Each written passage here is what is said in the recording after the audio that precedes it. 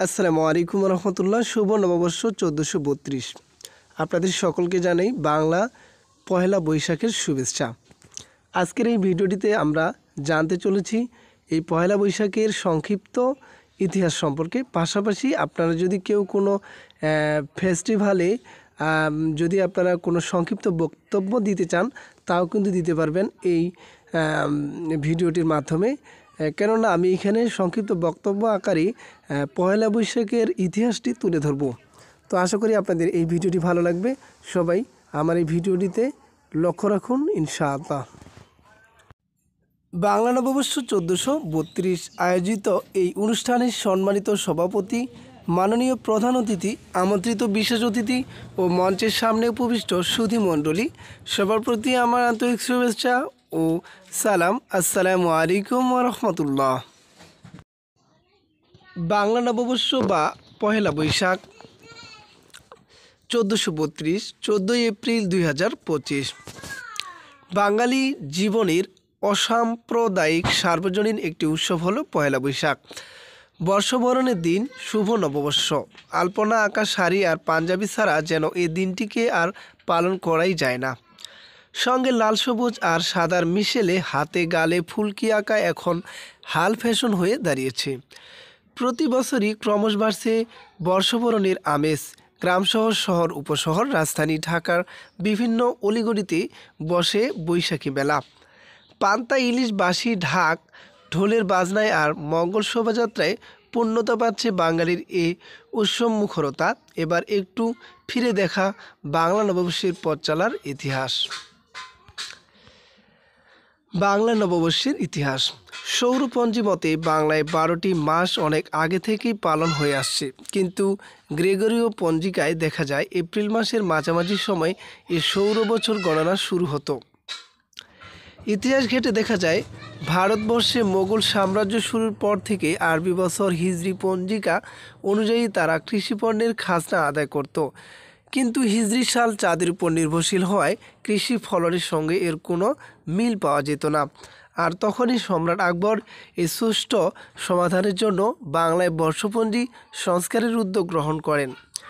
সম্রাটের আদেশ অনুযায়ী সে সময়কার বিখ্যাত জ্যোতির্বিজ্ঞানী ও চিন্তাবিদ আমির ফতেউল্লাহ সিরাজি সৌরবছর ও আরবি হিজরি সালের উপর ভিত্তি করে নতুন বাংলা সনের নিয়ম তৈরির কাজ শুরু করেন। বাংলা বছর নির্ধারণ নিয়ে লেখা বিভিন্ন বইয়ের প্রাপ্ত তথ্য মতে 1584 খ্রিস্টাব্দে 10 বা 11 মার্চ থেকে বাংলা সন গণনা শুরু হয়।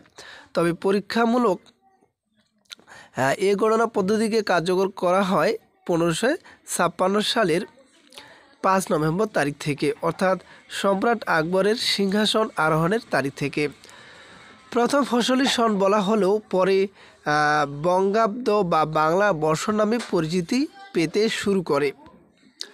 বাংলা মাসের নামকরণ।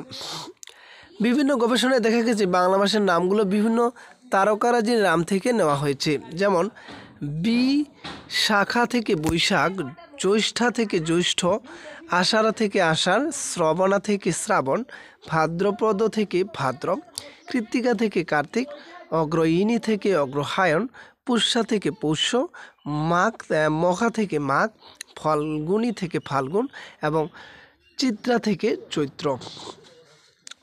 আগেকার দিনের অগ্রহায়ণ মাসে ধান কাটা শুরু হতো বলে এ মাসকে বছরের প্রথম মাস ধরা হতো। তাই এ মাসের নামই রাখা হয় অগ্রহায়ণ। অগ্র অর্থ প্রথম আর হায়ন অর্থ বর্ষ বা ধান।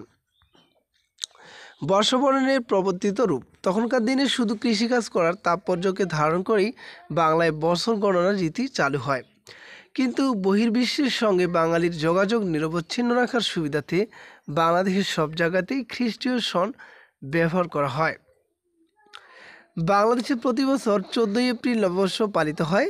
বাংলার দিনপঞ্জির সঙ্গে হিজরি ও খ্রিস্টীয় সনের মৌলিক কিছু পার্থক্য রয়েছে। তা হলো হিজরি সন চলে চাঁদের সঙ্গে আর খ্রিস্টীয় সাল চলে ঘড়ির সঙ্গে। এ কারণে হিজরি সনের নতুন তারিখ শুরু হয় সন্ধ্যায় নতুন চাঁদের আগমনের মধ্য দিয়ে। ইংরেজি দিন শুরু হয় মধ্যরাতে আর বাংলা সনের শুরু হয় ভোরের সূর্য ওঠার সঙ্গে সঙ্গে। নতুন বছরের বরণের বাঙালির আয়োজন।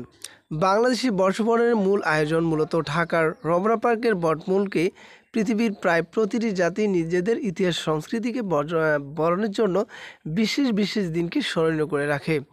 যেমন প্রাচীন আরবীয়রা ও কাজের বেলা, ইরানিরা নওরোজ উৎসব ও প্রাচীন ভারতীয়রা দোল পূর্ণিমায় নববর্ষ উদযাপন করে থাকতো। এখানে বলে রাখা ভালো, পাকিস্তান আমলে পূর্ব পাকিস্তানের সবসময় বাঙালি সংস্কৃতিকে দমিয়ে রাখার চেষ্টা করত।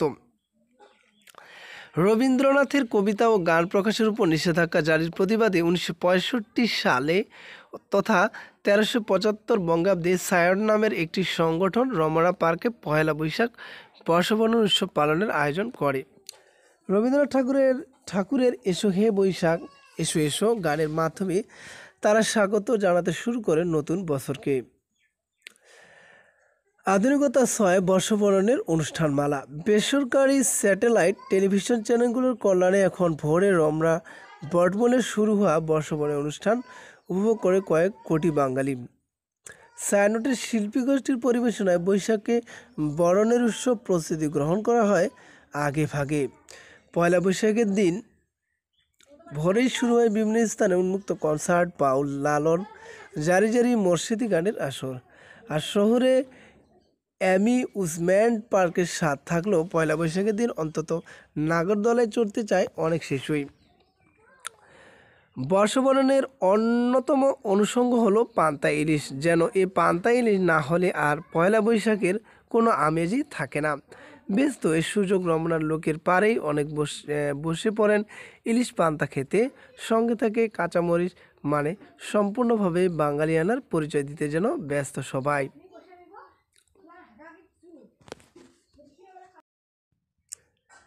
মেলা। বৈশাখ মাস বলতে তো মেলার মাসকেই বোঝায়। একসময় শুধু গ্রামগঞ্জে মেলা হলেও এখন এর পরিধি বিসিএসসি শহরের বড়সড় অ্যাপার্টমেন্ট, হাই সোসাইটিতেও। তবে পার্থক্য থাকে গ্রামের আর শহরের মেলার। বাঁশ বেতের তৈজস আর নানা জাতের খেলার সামগ্রী, নারিকেল, মুরগি সহ আরও কত কী থাকে এসব মেলায়, তার ইয়ত্তা নেই। মেলার সময়ে নৌকা বাইচ, লাঠি খেলা, কুস্তির আসর বসে। হালখাতা। প্রাচীন বর্ষবরণের রীতির সঙ্গে অঙ্গাঙ্গিভাবে জড়িত একটি বিষয় হলো হালখাতা। তখন প্রত্যেকের চাষাবাদ বাবদ চৈত্র মাসের শেষ দিনের মধ্যে সব খাজনা, মাসুল ও শুল্ক পরিশোধ করে দিত। এরপর দিন অর্থাৎ পয়লা বৈশাখ ভূমির মালিকরা তাদের প্রজাসাধারণের জন্য মিষ্টান্ন নিয়ে আপ্যায়নের ব্যবস্থা রাখতেন, যার পরবর্তী ব্যবসায়িক পরিমণ্ডলে ছড়িয়ে পড়ে। দোকানিরা সারা বছরের বাকির খাতা সমাপ্ত করার জন্য পয়লা বৈশাখের দিনে নতুন সাজে বসে দোকানে গ্রাহকদের মিষ্টিমুখ করিয়ে শুরু করেন নতুন বছরের ব্যবসার সূচনা। বৈশাখ এলেই এর সঙ্গে আসে কালবৈশাখীর তাণ্ডবের কথা। প্রলয়ঙ্করী ঝড়ে লণ্ডভণ্ড করে বসতভিটা, জমি চিরে তারপরও আবার ফিরে দাঁড়ায় ঝড়ঝঞ্ঝার সঙ্গে লড়াই করা প্রতিটি বাঙালি। নতুন করে বাঁচার সঙ্গে শুরু হয় ঘর বাঁধা।